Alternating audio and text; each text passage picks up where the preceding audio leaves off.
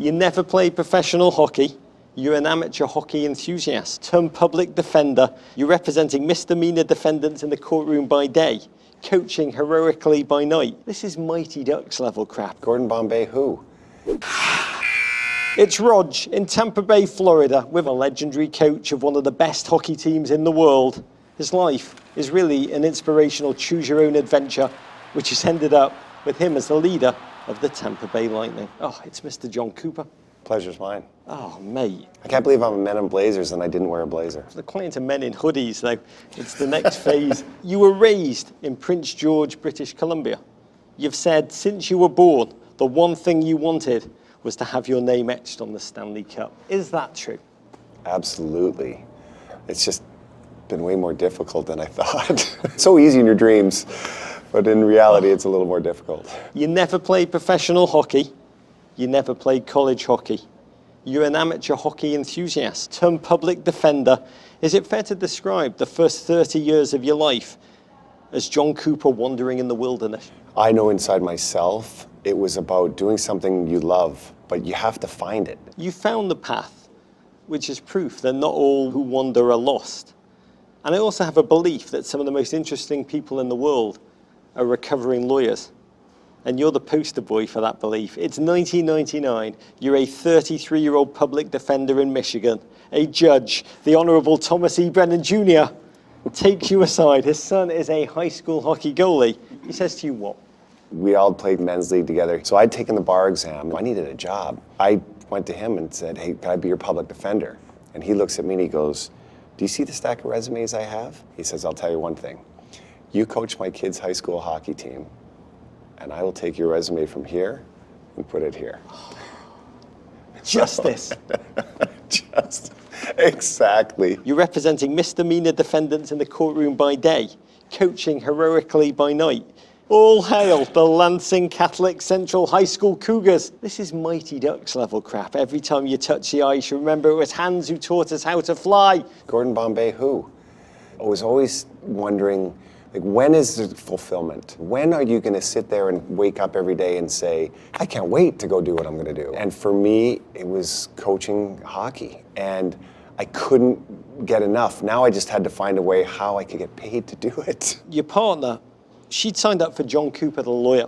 So how did you sell this life transition to her and take the plunge? It's called lust. I'm just joking. Well, actually it is. We were quite enamored with each other. To be honest. You in hockey or you and your partner? Both. We trusted each other no matter what we were going to do. And there's not a chance I could have done it without her. You begin your ascent through the labyrinth of North American hockey as if you were Pac-Man. You're in Texarkana, Texas, coaching the Bandits in the junior A level of the NAHL, essentially like baseball's rookie ball. We're talking rodeo barn, rats, mice. It had a tin roof. It would rain really hard and the lights would go out.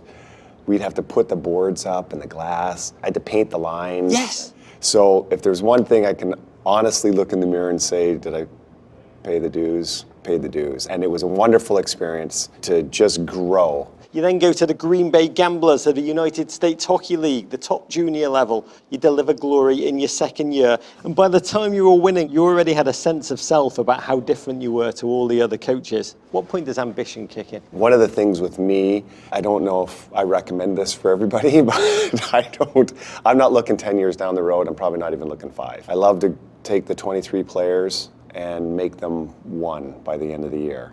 But I never looked past that year. I didn't have any aspirations of going pro. As a matter of fact, I thought, you know what, if I can get a college job, pretty cushy, we have kids, they can end up going to the school, just live picket fence and we're done. As we kept winning, I started to peek ahead and say, well, what else is out there? What challenge is out there? 2013, 17 games left in the season. The Tampa Bay Lightning were struggling, in need of a shake-up. They looked for a change maker, a different approach. Whatever it was, the Bolts took a flyer on you. You've since admitted how surreal it all was, the way your life changed when they hired you.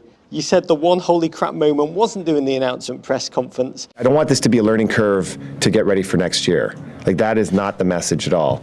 This is, I'm the next head coach of the Tampa Bay Lightning and I'm here for a while. It was the first time you walked into the locker room to the silence of 24 players and the entire staff. I'll never forget seeing future Hall of Famers in the room, and everybody looking at you saying, okay, so you're the answer. And at that moment, it was just like, oh my gosh, what am I going to say to these guys? And I just spoke from the heart. The one thing I do believe in is the guys have to believe in you. And if that's what they do, then I think you can make magic together. Amazing story. You faking cell phone calls when you got off the team bus to begin with. The coach always sits first seat on the bus, first one off, walk in the locker room. Well, I don't know where the locker rooms are. I've never been to these arenas. So what I'd do is I would get off and I'd pretend I was taking a phone call and I'd walk to the back and I'd watch the players get off and then I'd walk behind them into the room. Year 2 in Tampa Bay. The Lightning are going to the Stanley Cup Final. The Lightning go 50-24, grab home ice advantage in the Stanley Cup Finals against the Chicago Blackhawks. You lose 4-2. You've said that the toughest moment in your career was losing that final. I'll never forget when we lost that game. Chicago celebrates, everybody's going nuts, and nobody ever thinks about, well, what's the other team doing? I sat on the bench, never forget, I sat beside Anton Strom, and I couldn't watch the celebration. It's empty, it's deflating, it's disheartening, it's unknown. I do not want it to happen again. The longest of waits, when the hopes were so great. The Lightning depart to rest and recover and get ready for next year. You're now in your 8th year as an NHL head coach. You've said it feels surreal that you are now the NHL's longest tenured coach. So when you look back on that journey, would it be fair to say other coaches can bring their playing careers to hockey? You've had to haul equipment, painted rinks, chase rats in rodeo barns, relocated yourself over and over again. You bring life to hockey. The only person you have to answer to when you go home at night is really yourself. And if you're going to have regrets for yourself, and if you're going to look at yourself and not be truthful, then you're not going to have the fulfillment. And you're going to get knocked down. There's no question. People are going to push you down because ultimately they want to see you fail. It's white noise. Just have no regrets in what you do. That is your advice to millions who are watching this in cubicles across the nation. You've won championships at practically every stop you've made. One title is still missing. That title's the Stanley Cup. Are you like, thank God for this journey? Or having come so far, are you determined to peak and win that Stanley Cup? I'm not getting out of the game till that happens. And to go back to the little boy that had the dream to have his name etched on the cup, we're going to make that happen. The head coach, Jon Cooper.